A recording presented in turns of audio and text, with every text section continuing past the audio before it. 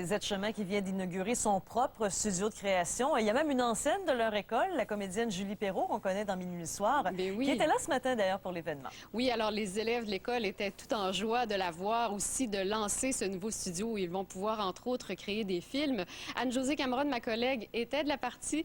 Voici son compte-rendu. Allons-y. La comédienne Julie Perrault célébrait ce matin la vie étudiante de son ancienne école secondaire, Leslie. Prendre ma place, m'exprimer, avoir confiance en moi, je l'ai appris ici, alors je suis bien fière d'être avec vous aujourd'hui. C'est que l'école secondaire Les Aides-Chemin inaugure aujourd'hui son tout nouveau studio. On a l'habitude à chaque année de monter un spectacle de variété. Puis, au fur et à mesure qu'on monte le spectacle, on se rendait compte qu'on n'avait pas d'endroit pour pratiquer les élèves. Ça fait qu'on s'est dit, pourquoi pas se faire un local de pratique? Mais dans les écoles, les espaces sont restreints. Mais ici, c'est un ancien fumoir. Puis on a pu utiliser ce local-là.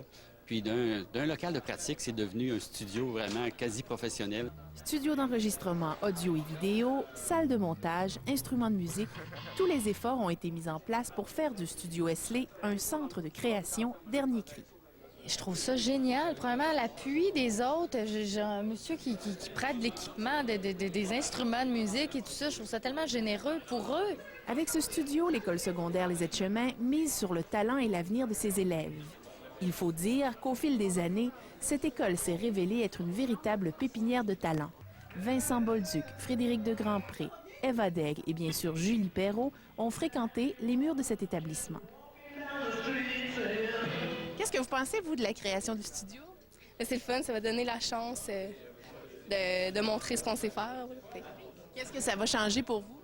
Bien, ça change que, comme nous, on voulait faire un démo, puis on regardait pour les studios, puis ça coûte vraiment cher. Tandis qu'ici, on en rentre un midi, puis on ressort avec notre CD.